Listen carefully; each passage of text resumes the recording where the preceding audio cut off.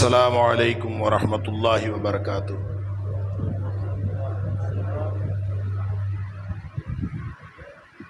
الحمد للہ الحمد للہ وکفا وسلام علی عبادہ الذین اصطفیٰ۔ اشہد ان لا الہ الا اللہ وحدہ لا شریک لہ واشہد ان محمدا عبدہ ورسولہ صلی اللہ علیہ وآلہ وسلم۔ اللہم صلی علی محمد وعلی آل محمد کما صلیت علی ابراہیم وعلی آل ابراہیم انک حمید مجید۔ اللہم بارک علی محمد وعلی آل محمد کما بارکت علی ابراہیم وعلی آل ابراہیم انک حمید مجید۔ اما بعد فاعوذ باللہ السمیع العلیم من الشیطان الرجیم من حمزہ ونفخہ ونفثہ۔ بسم اللہ الرحمن الرحیم۔ ان تکفروا فإن اللہ غنی عنکم ولا يرضى لعباده الكفر وإن تشكروا يرضه لكم۔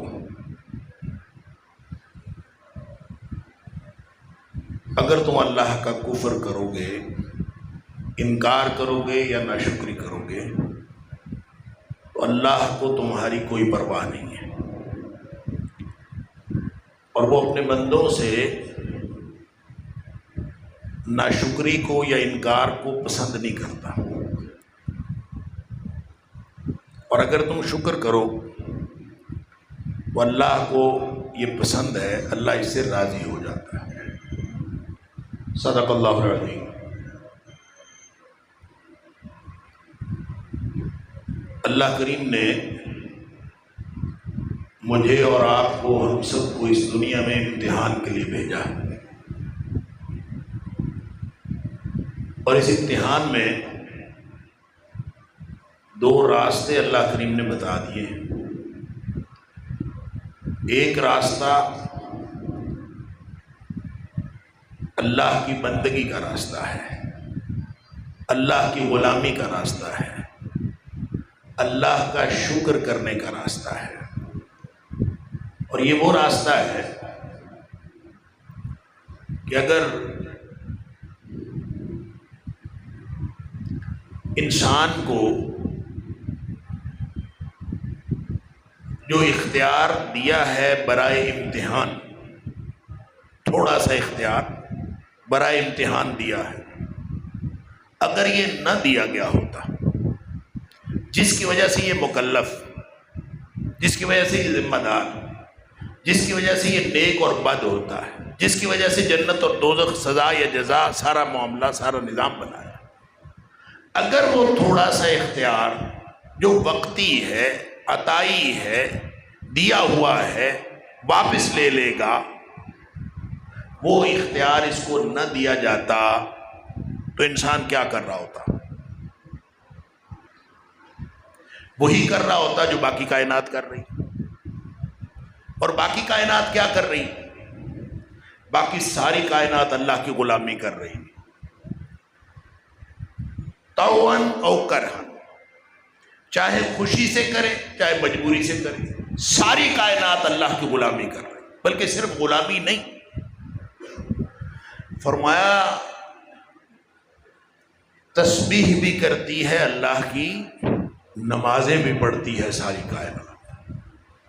اللہ الم تر ان اللہ یسبح لہ من فی السماوات والارض، زمین و آسمان کی ہر چیز اللہ کی تسبیح کرتی ہے۔ والطیر صافات، درمیان میں فضاؤں میں اڑتے ہوئے پرندے بھی اللہ کی تسبیح کرتے ہیں۔ اور سورہ بنی اسرائیل میں فرمایا وَلَٰكِن لَا تَفْقَهُونَ تَسْبِيحَهُمْ، تمہیں ان کی تسبیح کی سمجھ نہیں آتی۔ ساری کائنات تسبیح کر رہے، چرند پرند تو بول لیتے ہیں، ان کی بولی ہمیں سمجھ آئے یا نہ آئے وہ تسبیح کر رہے ہیں۔ جو پتھر ہیں، جو بے جان ہیں، جن کی آواز نہیں آتی، وہ بھی اللہ کی تسبیح کر رہے ہیں۔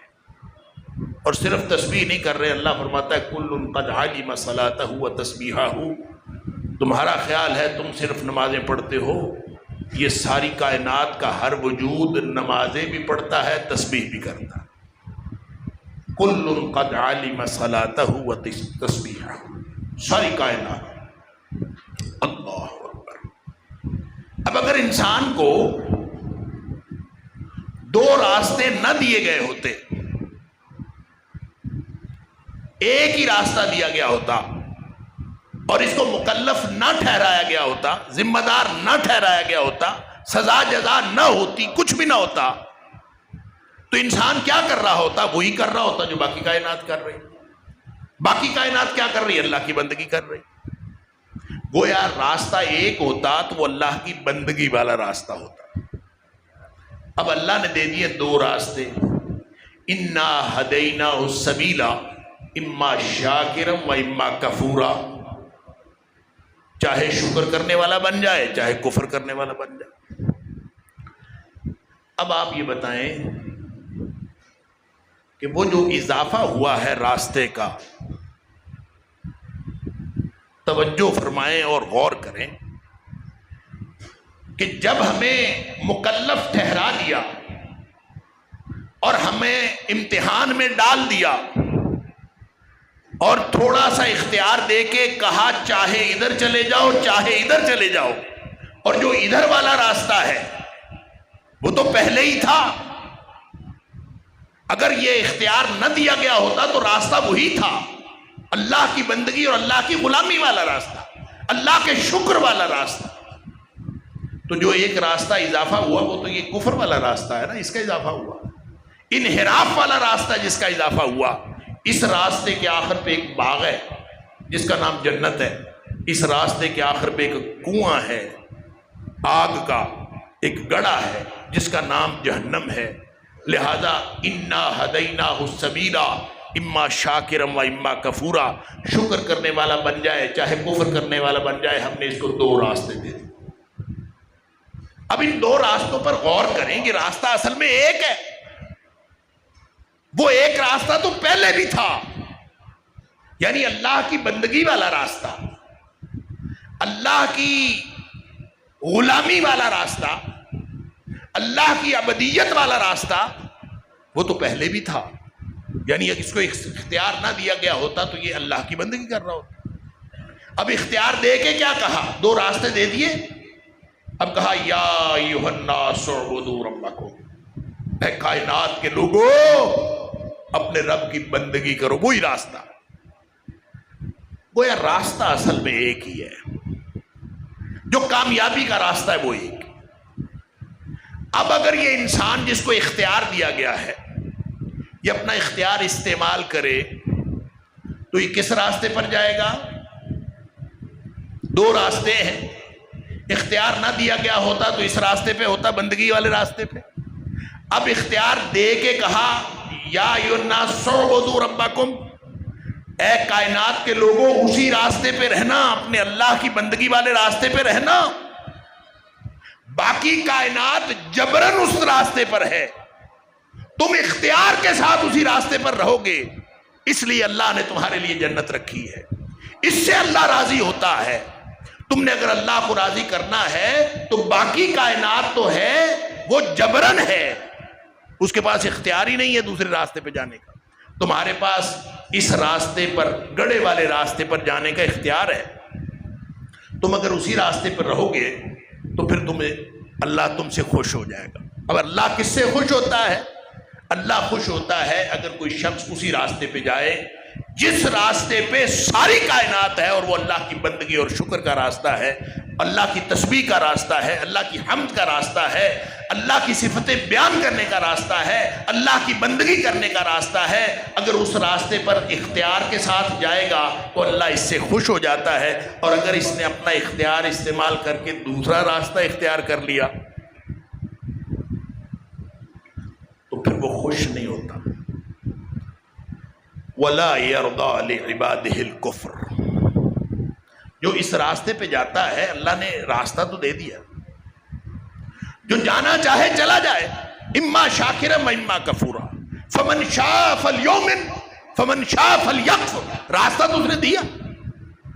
اب جس کی مرضی ہے وہ اس راستے پہ جائے، جس کی مرضی ہے وہ اس راستے پہ جائے. لیکن اس راستے پہ وہ خوش ہوتا ہے، اس راستے پہ خوش نہیں ہوتا. فرمایا ان تکفروا، راستہ ذہن میں رکھیں، ان تکفروا، اگر تم یہ والا راستہ اختیار کرو گے، اللہ کی کفران والا، اللہ کی ناشکری والا، اللہ کے انکار والا، اگر تم یہ راستہ اختیار کرو گے، فَإِنَّ اللَّهَ غَنِيٌّ عَنْكُمْ، اللہ کو تمہاری ککھ بھی پرواہ نہیں. جس نے فیصلہ کر لیا جہنم میں جانے کا جائے، اللہ کو کوئی پرواہ نہیں. لیکن یہ نہیں سمجھنا کہ اس راستے پر جانے سے اللہ خوش ہوتا ہے. اللہ اس سے خوش نہیں ہوتا. وَلَا يَرْضَى لِعِبَادِهِ الْكُفْرَ. عجیب بات فرمائی. یہ نہیں فرمایا وَلَا يَرْضَى لَكُمُ الْكُفْرَ، اللہ تمہارے کفر سے راضی نہیں ہوتا، یہ نہیں فرمایا. فرمایا وہ اپنے بندوں کی ناشکری اور اپنے بندے کے انکار سے خوش نہیں ہوتا. انسانوں کو سمجھایا ہے کہ تمہارا غلام ہو، تم بھی انسان ہو، غلام بھی انسان ہے. تمہارے جیسا انسان، تمہارے جیسی مخلوق، تمہارا غلام، جب وہ تمہاری غلامی نہ کرے تم اس سے خوش ہو سکتے ہو؟ اللہ جو پیدا کرنے والا ہے، پیدا بھی اس نے کیا، زندگی اس نے دی، صلاحیتیں اس نے دی، اختیار اس نے دیا، آنکھیں اس نے دی، کان اس نے دیے، ہر چیز اللہ نے دی. اور پھر تم سمجھتے ہو کہ میں اپنی مرضی کر لوں اور اللہ پھر بھی راضی ہو جائے؟ یہ نہیں ہو سکتا. ان تکفروا فإن اللہ غنی عنکم، جس نے جہنم میں جانا ہے چلا جائے، لیکن یہ نہ سمجھنا کہ اللہ اس سے راضی ہے. چور چوری کرتا ہے، وہ کہتا ہے اللہ اگر نہ ہوتا تو اللہ مجھے چوری کرنے دیتا ہی نہ. ڈاکو ڈاکہ مارتا ہے، وہ کہتا ہے میں تو مخلوق خدا کی خدمت کر رہا ہوں، ڈاکہ مار کے غریبوں میں تقسیم کر. کتنے تاریخ میں ڈاکو گزرے اور ان کی کہانیاں ایسے ہی ہیں. وہ کہتے ہیں ڈاکہ مارتے ہیں لیکن ہم غریبوں میں تقسیم کر دیتے. اور ہزار طرح کی اپنی بنائی ہوئی ساری کہانیاں، اپنا بنائے ہوئے اخلاق، اپنے بنائے ہوئے قانون، اپنے بنائے ہوئے اخلاق، اپنے بنائے ہوئے ضابطے، اپنے بنائے ہوئے رذائل، اپنے بنائے ہوئے فضائل، اپنا بنائے ہوا دین. اللہ اس سے راضی نہیں ہوتا. اللہ راضی تب ہوتا ہے جب تم اللہ کی بندگی والے راستے پہ جاؤ. وَإِن تَشْكُرُوا، اگر تم اس راستے پہ جاؤ گے اللہ کے شکر والا راستہ، تو حقیقت میں جو شکر والا یرضہ لکم، وہ تم سے راضی ہو جائے گا. اب یہ جو شکر والا راستہ ہے، یہ راستہ تھا ہی پہلے بھی. جبر ہوتا تو بھی یہی راستہ تھا، اب اختیار ہے تو بھی وہی راستہ ہے. تو اس کا مطلب ہے دوسرے راستے پر جانے کا اس کے پاس اختیار ہی نہیں ہے.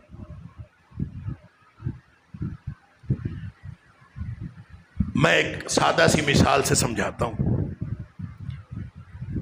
کہ ہمیں یہاں کوئی شخص آ جائے اور وہ کہے کہ جس نے اٹھ کے باہر جانا ہے چلا جائے، چاہے بیٹھا رہے چاہے چلا جائے.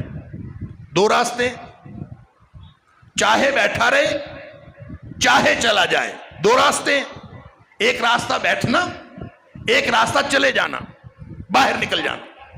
لیکن ساتھ وہ کہہ دے کہ باہر نا ایک گن مین کھڑا ہے، بلکہ کئی گن مین کھڑے ہیں، جو باہر نکلے گا اس کو فائر مار دے گا. یا اس کو دوسرے طریقے سے کہہ لیں، وہ کہے کہ دروازے کے باہر ایک گڑھا ہے، آگ کا گڑھا ہے، جو نکلے گا وہ گڑھے میں گر جائے گا. اب آپ بتائیں اٹھ کے جانے کا اختیار ہے کہ نہیں ہے؟ جس کو اللہ کی بات پر ایمان ہے اس کے پاس اختیار کوئی نہیں ہے. جس کو پتا ہے باہر نکلنے سے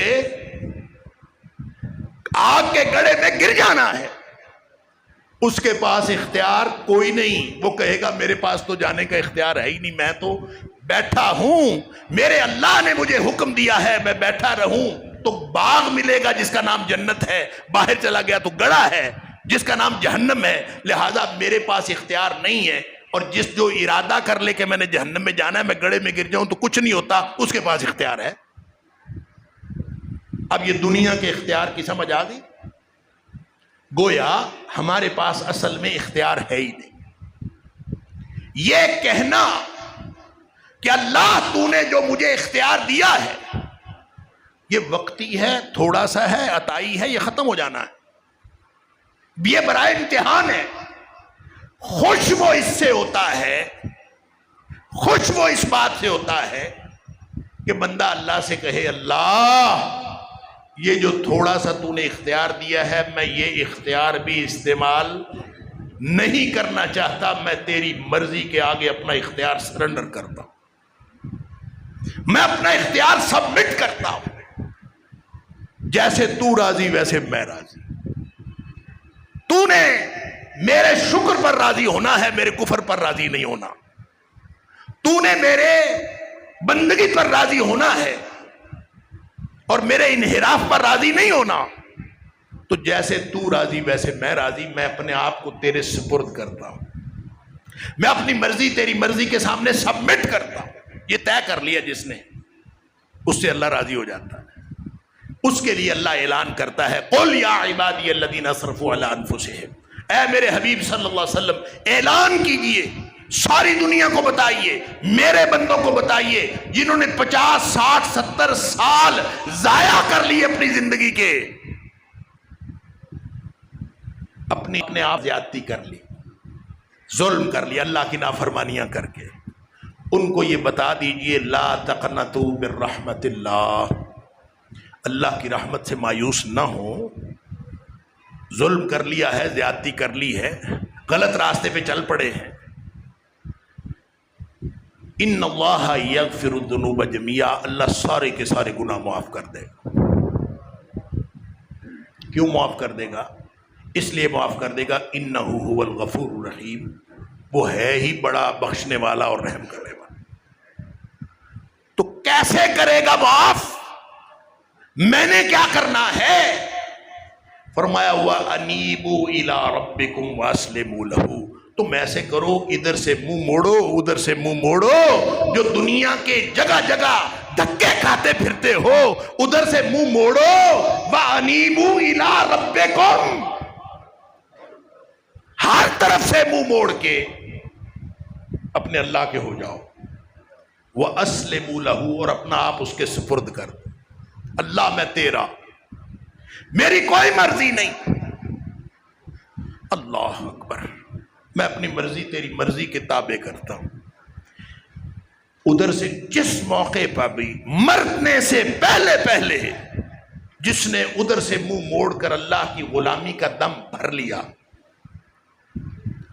اس سے وہ خوش ہو جاتا ہے، اس سے وہ خوش ہو جاتا ہے، اور جب وہ خوش ہوتا ہے تو کہتا ہے تیرے گناہ ہیں، کتنے کو گناہ ہیں، کتنے گناہ لے کے آیا تو؟ ترمذی شریف کی حدیث قدسی ہے، نبی پاک صلی اللہ علیہ وسلم فرمایا، اللہ فرماتا ہے، اس کے 3 حصے ہیں، میں صرف آخری حصہ عرض کر رہا ہوں، لو اتیتنی بقراب الارض خطایا، اے میرے بندے اگر تو زمین بھری ہوئی گناہوں کی، ساری زمین تیرے گناہوں سے بھری ہوئی، وَأَتَيْتَنِي لَا تُشْرِكُ بِي شَيْئًا، لیکن تو آیا اس حال میں ہے کہ تو نے میرے ساتھ کسی کو شریک نہیں ٹھہرایا، تھا تو میرا، بغاوت نہیں کی، اللہ غلطیاں ہوئی ہیں، ہوں میں تیرا اسی راستے پہ ہوں، اللہ کی بندگی والے راستے۔ اللہ اکبر، وہ فرماتا ہے کہ میں سارے گناہ معاف کر دوں گا، مجھے کوئی پرواہ نہیں، دین بھری وہ بھی معاف، وہ راضی ہو جائے، اس بات سے راضی ہوگا اگر تو آپ کو اللہ کی غلامی میں دے دے، راضی ہوتا۔ ان تکفروا فإن اللہ غنی عنکم، اللہ کو کوئی پرواہ نہیں ہے جس نے جہنم میں جانے کا فیصلہ کر لیا۔ وَإِن تشکروا، اور اگر تم ادھر آ گئے، وہ رستہ چھوڑا اللہ میں تیرے رستے تیری غلامی کے رستے، اگر تم ادھر آ گئے، یرضہ لکم، وہ راضی ہو جاتا۔ اس سے وہ راضی ہو. اور جس دن اللہ راضی ہو گیا، سبحان اللہ، اس نے قرآن میں مثالیں دی ہیں. اس نے کہا یہ جو صحابہ کرام ہیں نا، رضی اللہ عنہم ورضوا عنہ، ان سے اللہ راضی ہو گیا، وہ اللہ سے راضی ہو گئے. وَأَعَدَّ لَهُمْ جَنَّاتٍ تَجْرِي تَحْتَهَا الْأَنْهَارُ، جس سے وہ راضی ہو جاتا ہے اس کو وہ جنتیں دے دیتا ہے. سبحان اللہ. لہذا اگر اللہ کو راضی کرنا ہے تو اس کا راستہ یہ ہے کہ اپنا اختیار استعمال کرنا چھوڑو، پھنے خواہ بننا چھوڑو.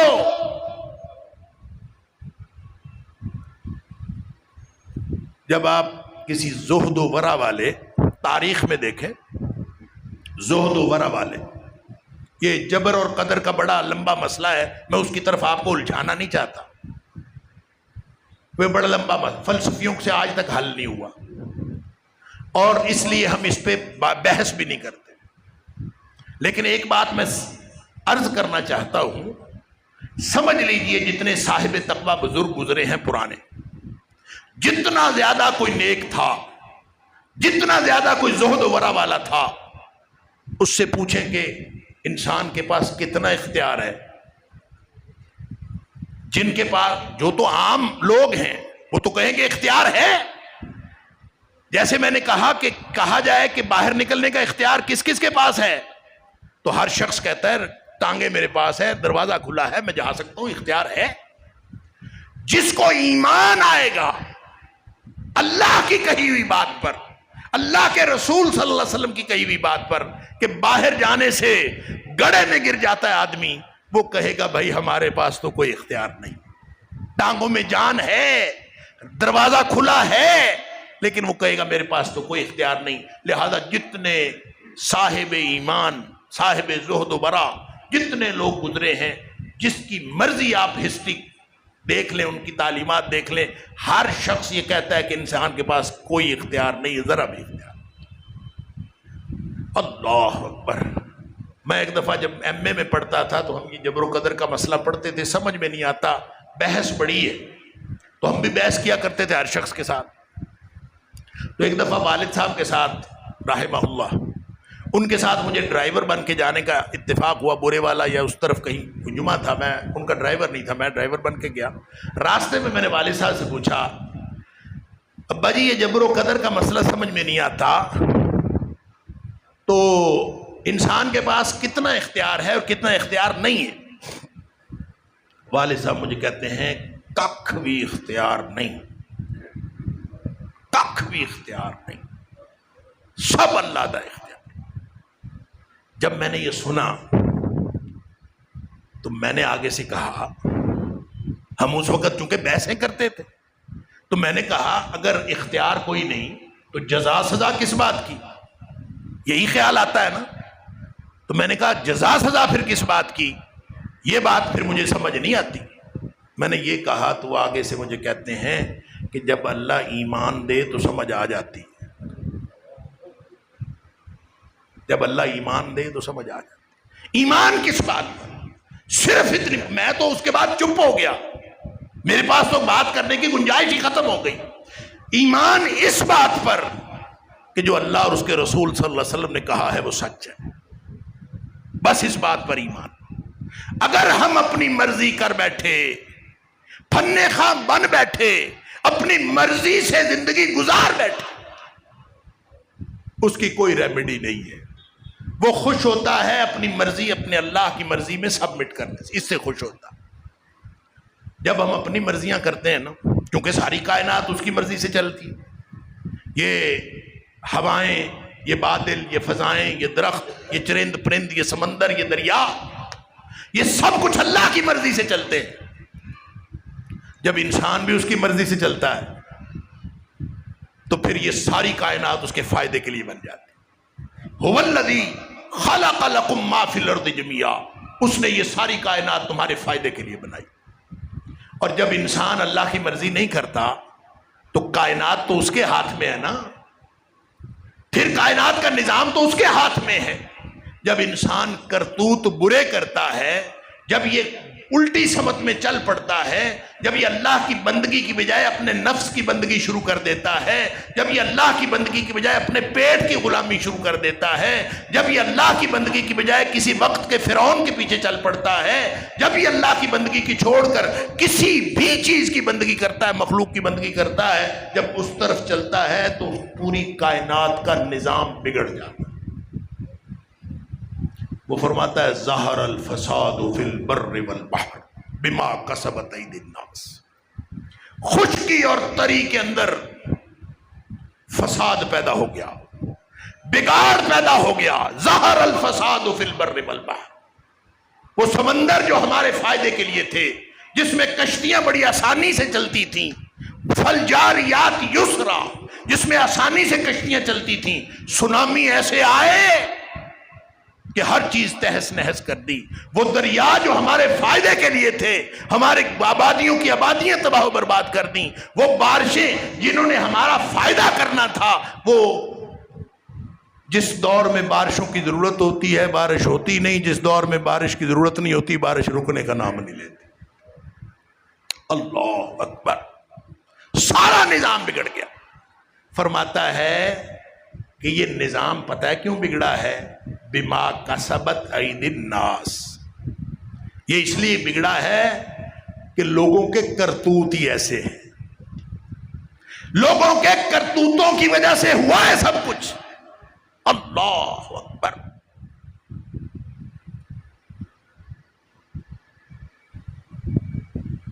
ما اصابتکم من مصیبت فبما کسبت ایدیکم، جتنی مصیبتیں آتی ہیں یہ تمہارے اپنے ہاتھوں کا کیا دھرا ہے، اس وجہ سے مصیبتیں آتی ہیں۔ وَيَعْفُو عَنْ كَثِيرٍ، وہ ہر بات کی سزا تمہیں نہیں دیتا، بہت ساری باتیں تو وہ ویسے ہی معاف کر دیتا ہے، پھر بھی کرتوت ایسے ہیں کسی ایک آدھ کرتوت کی سزا بھی مل جائے تو نظام بگڑ جاتا۔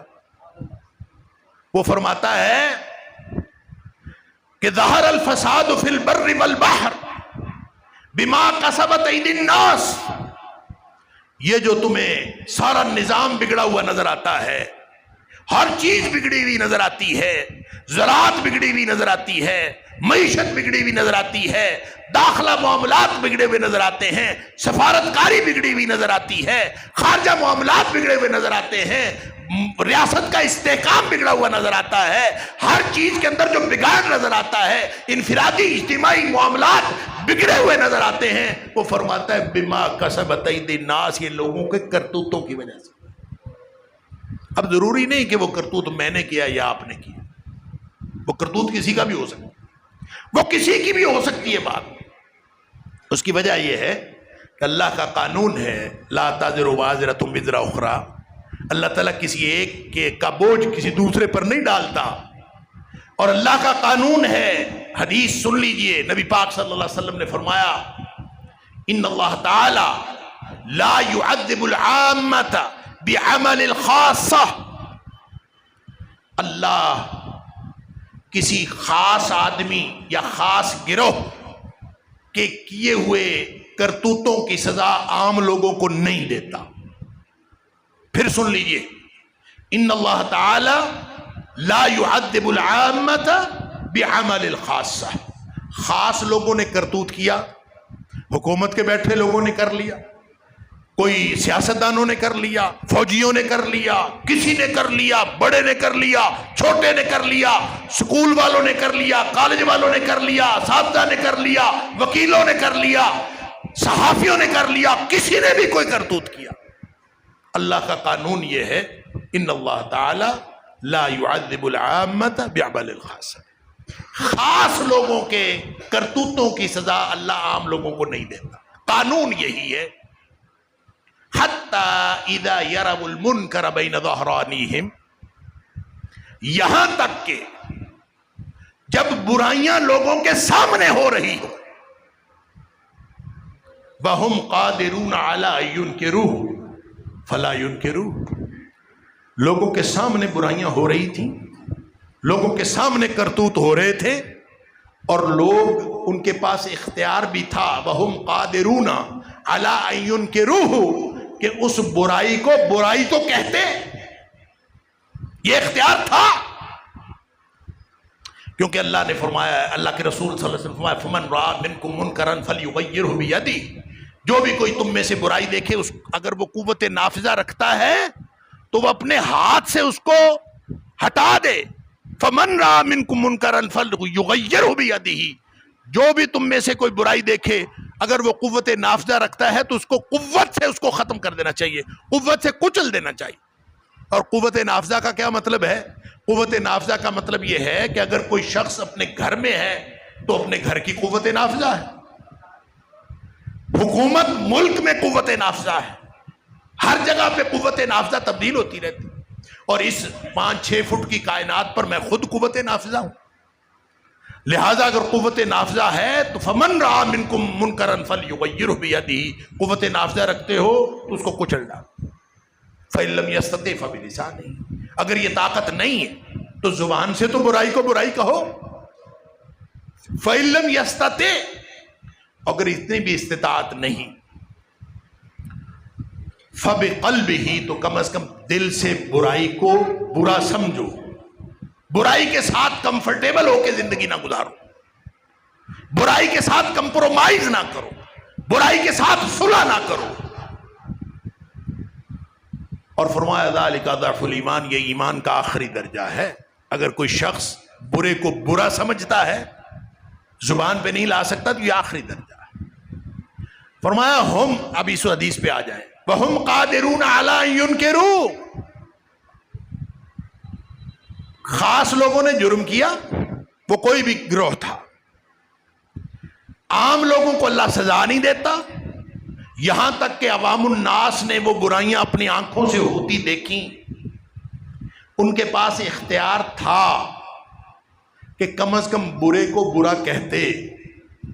وَهُمْ قَادِرُونَ عَلَىٰ أَن يُنْكِرُوهُ، ان کے پاس یہ اختیار تھا کہ وہ برے کو برا کہیں. فَلَا يُنْكِرُوهُ، یہ گنگے شیطان بن گئے، انہوں نے برے کو برا بھی نہیں کہا. فرمایا وَإِذَا فَعَلُوا ذَلِكَ، جب لوگوں کے کرتوت اس حد تک گر جائیں، اللہ عذب اللہ الخاصۃ والعامہ، پھر اللہ کا قانون بدل جاتا ہے، اللہ ان خاص لوگوں کے کیے ہوئے کرتوت کی سزا ساری دنیا کو دے دے، پھر خاص و عام سب رگڑے جاتے ہیں. تو کیا خیال ہے اپنے بارے میں؟ میں اور آپ کیا ہیں؟ ہمیں کبھی جرت ہوئی برائی کو برائی کہنے کی؟ اللہ اکبر. ظہر الفساد فی البر والبحر، زمینوں خشکی اور تری میں بگاڑ پیدا ہو گیا، بما کسبت ایدی الناس، اس لیے کہ لوگوں کے کرتوت ہی ایسے تھے. لیذیقہم بعد الذی عملوا، یہ ہے امید کی بات. ناراض تو ہو گیا ہے، وہ ناراض تو وہ ہے، اسی لیے سارا نظام بگڑا ہے. معصوم بھی رگڑے گئے، بچے بھی رگڑے گئے، عورتیں بھی گھر میں بیٹھی رگڑی گئیں، سب رگڑے گئے.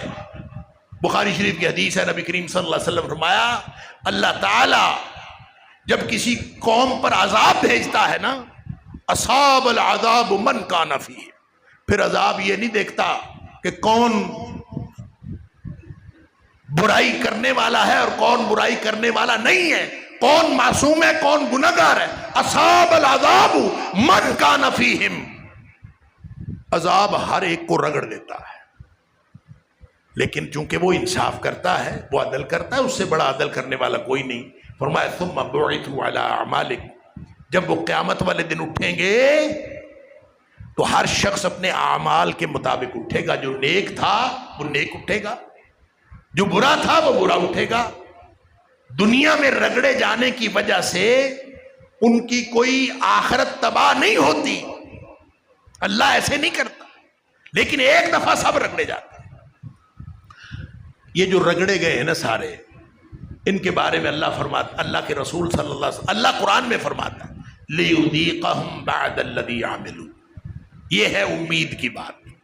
اللہ فرماتا ہے میں نے ان کے کرتوتوں کی وجہ سے ان کے اوپر عذاب نازل نہیں کیا، لیذیقہم، تاکہ ان کو چکھائے تاکہ ان کو چکھائے بعد الذی عملوا، ان کے بعض اعمال کا بدلہ، بعض اعمال کا بدلہ چکھانے کے لیے اللہ نے یہ سارا کچھ، یہ جو تباہی و بربادی ہوئی ہے، یہ اللہ فرماتا ہے یہ بعض اعمال کا بدلہ چکھانے کے لیے اللہ نے کیا ہے۔ اللہ اکبر۔ ایسے نہیں ہوا کہ اللہ نے تمہارے کرتوتوں کے مطابق عذاب بھیجا، ایسا نہیں ہوا۔ ایسا ہوتا نا تو قرآن نے دو جگہ فرمایا ہے وَلَوْ يُؤَاخِذُ اللَّهُ النَّاسَ، اگر اللہ لوگوں کو پکڑ لیتا بِمَا قَسَبُوا، ان کے کرتوتوں کی وجہ سے اللہ پکڑ لیتا، مَا تَرَكَ عَلَى ظَهْرِهَا مِن دَابَّةٍ، روئے زمین پہ آپ کو کوئی جاندار چلتا ہوا نظر نہ آتا۔ اتنا بڑا عذاب اللہ کا آتا۔ لہذا جب ہم موجود ہیں، درس ہو رہے ہیں، سپیکر چل رہے ہیں، پنکھے چل رہے ہیں، کرسیوں پہ بیٹھے ہیں، گھروں پہ معاملات، گھر پہ روٹی پک رہی ہے، موجیں لگی ہوئی ہیں، ہم موجود ہیں، تو اس کا مطلب ہے کہ اللہ کا عذاب نہیں آیا۔ اللہ کا عذاب آتا تو روئے زمین پہ کوئی جاندار چلتا ہوا نظر نہ آتا۔ اللہ اکبر۔ اس کا مطلب ہے اللہ ہم سے ناراض نہیں ہے۔ ناراض ہوتا نا تو روئے زمین پہ کوئی جاندار نظر نہ آتا۔ شکر ہے، وہ حلم والا ہے، وہ حلیم ہے۔ ناراض ہو جائے تو ایک جاندار چلتا نہیں چھوڑتا، لیکن اللہ کا شکر ہے کچھ تباہی آئی ہے، باقی سب بچ گئے ہیں۔ اس کا مطلب ہے لیذیقہم بعد الذی عملوا، تھوڑا سا بدلہ چکھایا ہے کچھ اعمال کا۔ ایک شخص، کسی مفسر نے لکھا ہے کہ ایک شخص جو ہے وہ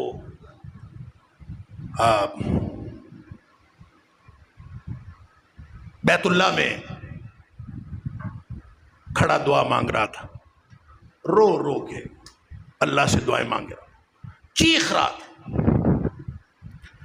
کوئی شخص گزرا اس کے پاس سے، کوئی عالم، اس نے پوچھا کیوں چیخ رہے؟ اس نے کہا میرا اللہ مجھ سے ناراض ہو گیا ہے، میں اپنے اللہ کو منانے کی کوشش کر رہا ہوں، میرا اللہ مجھ سے ناراض ہو گیا ہے، میں اپنے اللہ کو منانے کی کوشش کر رہا ہوں۔ اس نے کہا بھلے آدمی، تیرا اللہ تجھ سے ناراض ہوتا نا، تجھ سے سجدے کی توفیق ہی چھین لیتا۔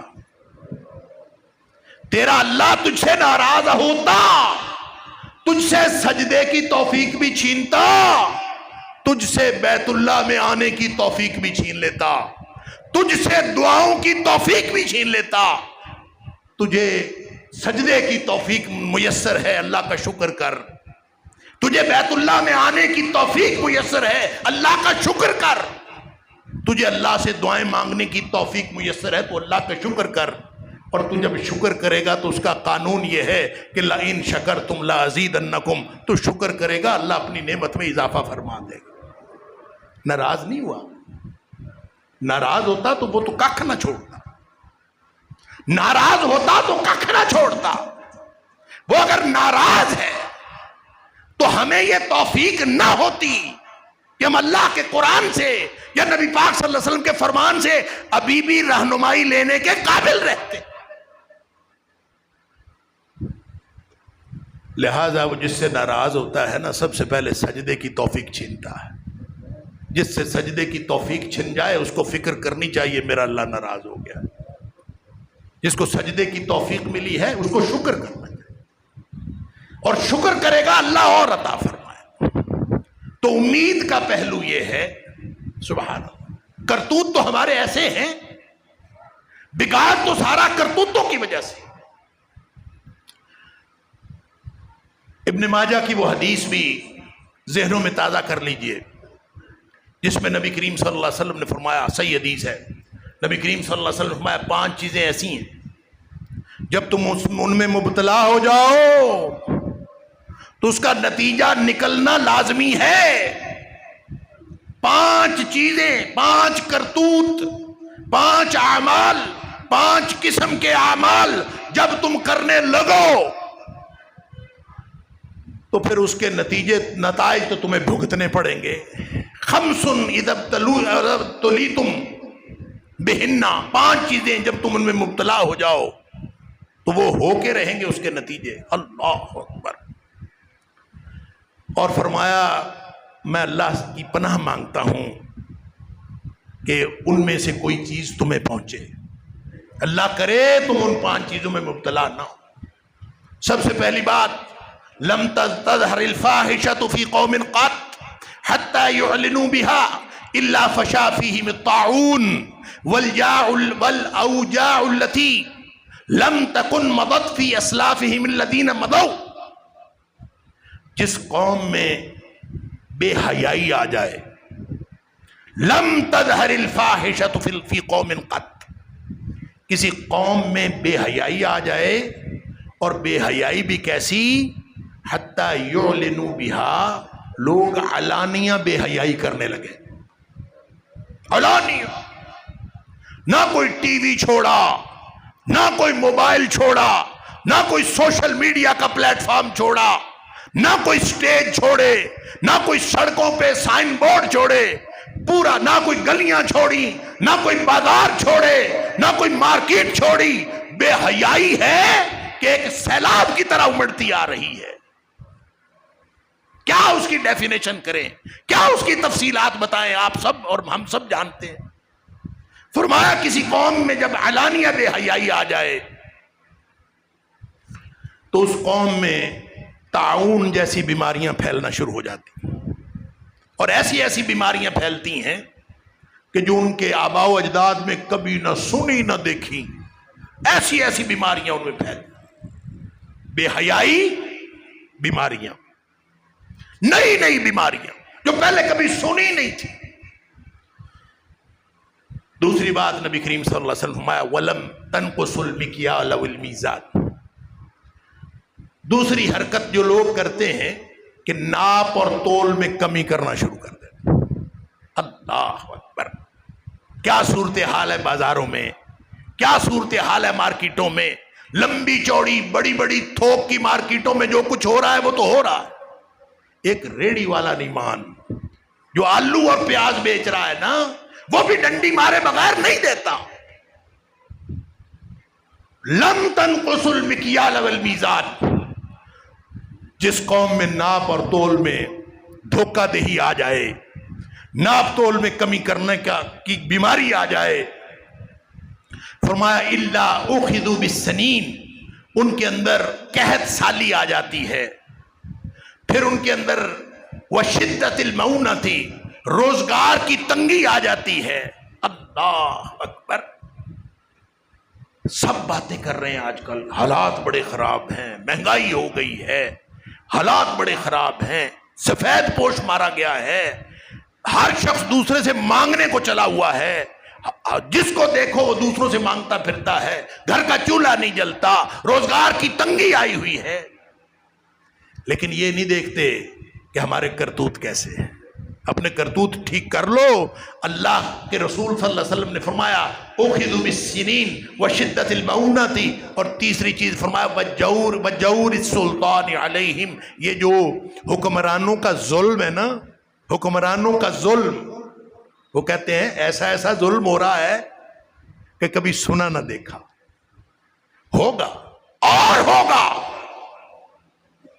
اس لیے کہ بما کسبت ایدی الناس، لوگوں کے کرتوت ایسے ہیں. ناپ تول میں کمی، 3 نتیجے، اخذوا بالسنین، قحط سالی، شدت المعونہ، روزگار کی تنگی، وجور السلطان علیہم، اور حکمرانوں کا ظلم. یہ 3 نتیجے نکلتے ہیں جو قوم ناپ تول میں کمی کرتی. اللہ اکبر. یہ ہے وہ تباہی جو پھیلی ہوئی. پھر فرمایا وَلَمْ يَمْنَعُوا زَكَاةَ أَمْوَالِهِمْ إِلَّا مُونِعُ الْقَطْرِ.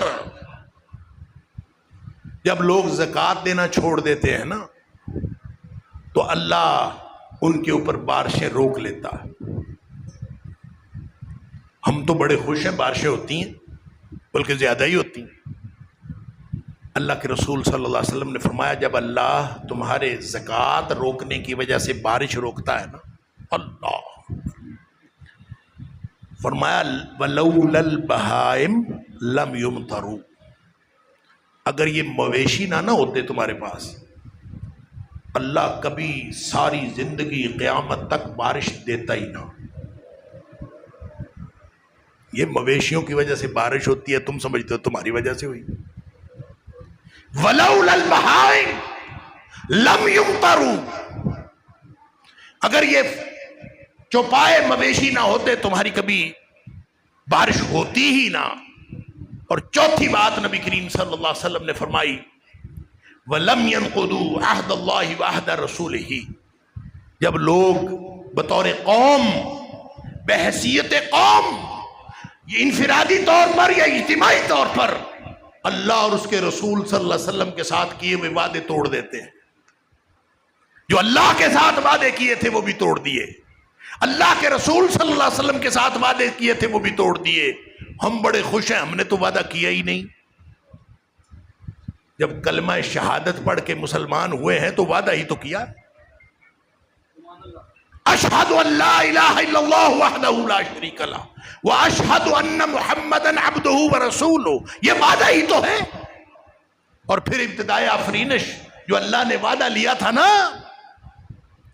جب ہم عالم ارواح میں تھے، جس کا ذکر اللہ نے سورہ اعراف میں کیا ہے کہ اللہ نے تم سے پوچھا تھا الست بربکم، کیا میں تمہارا رب نہیں ہوں؟ تم سب نے بیک زبان کہا تھا قالوا بلا، اللہ تو ہی ہمارا رب ہے۔ وعدہ تھا،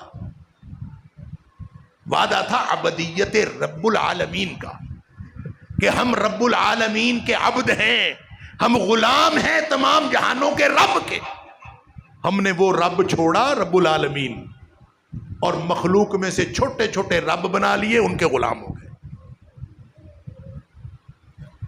یوسف علیہ السلام نے کہا تھا اپنے جیل کے ساتھیوں سے ارباب متفرقون خیر، مخلوق میں سے چھوٹے چھوٹے چھوٹے چھوٹے 20 10 نہیں، سینکڑوں ہزاروں لاکھوں اربوں رب بنا لیں، ان کی کیا حیثیت؟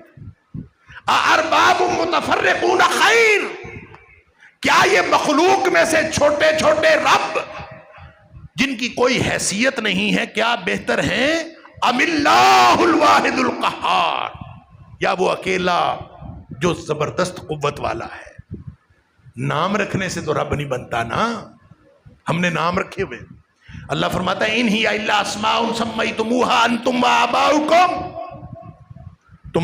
تم نے نام رکھ دیے خدا، تمہارے باپوں نے نام رکھ دیے خدا، تم نے سمجھا خدا بن گئے، اس طرح خدا نہیں بنتے۔ تو فرمایا جو اللہ کا وعدہ، اللہ کے رسول صلی اللہ علیہ وسلم کا وعدہ توڑتے ہیں، نبی پاک صلی اللہ علیہ وسلم کے امتی ہونے کا وعدہ کیا ہے کہ نبی کریم صلی اللہ علیہ وسلم نے فرمایا لا تدخلون، نبی کریم صلی اللہ علیہ وسلم نے فرمایا کل امتی یدخلون الجنہ، میرا ہر امتی جنت میں گیا ہے، الا من ابا، سوائے اس کے جس نے خود انکار کر دیا۔ کس چیز سے انکار کر دیا؟ جنت میں جانے سے یا امتی ہونے سے؟ یہ ہے وعدہ توڑنے والا۔ اللہ کے رسول کون انکار کرتا ہے؟ فرمایا وہ انکار کرتا ہے من اطاعنی، جس نے میری بات مانی، جس نے میری بات مانی فقط دخل الجنہ، وہ جنت میں گیا۔ اور جس نے میری بات نہیں مانی من عصانی، جس نے میری بات نہیں مانی فقط ابا، وہ ایسے ہی ہے جیسے اس نے میرا امتی یا جنتی ہونے سے انکار کر۔ اللہ اور اس کے رسول صلی اللہ علیہ وسلم کے وعدے کو توڑا۔ اگر جس نے وعدہ توڑا، فرمایا اللہ اور اس کے رسول صلی اللہ علیہ وسلم کے وعدے توڑنے والوں سنو، نبی کریم صلی اللہ علیہ وسلم فرمایا جو قوم اللہ اور اس کے رسول صلی اللہ علیہ وسلم کے وعدے توڑتی ہے، چاہے من حیث القوم توڑے، چاہے گھرانے کے طور پر توڑے، قبیلے کے طور پر توڑے، یا انفرادی طور پر توڑے، الا سلط اللہ علیہم عدوا من غیرہم، اللہ بیرونی دشمن ان کے اوپر مسلط کر دیتا ہے، بیرونی دشمن مسلط ہو جاتا ہے۔ اور پھر بیرونی دشمن مسلط ہو کے پتہ کیا کرتا ہے؟ فَأَخَذُوا بعد ما فی ایدیہم، ان کے ہاتھوں میں جو کچھ ہوتا ہے نا ان میں سے بھی اکثر چیزیں وہ لے جاتے ہیں۔ باہر سے آتے، کوئی ایئرپورٹ لے گیا، کوئی موٹر وے لے گیا، کوئی ہمارے ٹی وی اسٹیشن لے گیا، کوئی کچھ لے گیا، کوئی ہماری سونے کی کانیں لے گیا، کوئی ہماری کوئلے کی کانیں لے گیا۔ بدبخت باہر سے آتے ہیں اور ہماری ہر شے لے کے چلے جاتے ہیں۔ اللہ کے رسول صلی اللہ علیہ وسلم نے فرمایا یہ تمہارے کرتوتوں کی وجہ سے ہے، تم نے اللہ اور اس کے رسول صلی اللہ علیہ وسلم کا وعدہ توڑا ہے۔ الا سلط اللہ علیہم عدوا من غیرہم، اللہ بیرونی دشمن مسلط کرتا ہے، اور پھر وہ بیرونی دشمن جب مسلط ہوتا ہے فاخذوا بعد ما فی ایدیہم، ان کے ہاتھوں میں جو کچھ ہوتا ہے وہ بھی لے جاتے۔ کیا ویلے ہو کے بیر۔ آخری بات اس حدیث میں، پانچویں بات نبی کریم صلی اللہ علیہ وسلم فرمائی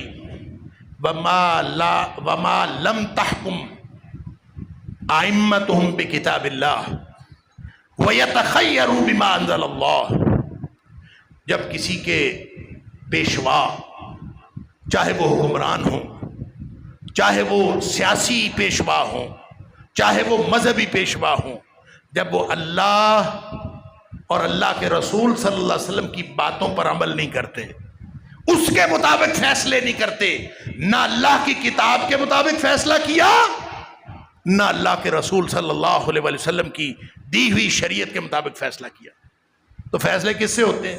پتہ نہیں کس سے ہوتے ہیں۔ فرمایا جب ایسا ہوتا ہے الا جعل اللہ بأسهم بینہم، اللہ ان کو آپس میں لڑا دیتا ہے۔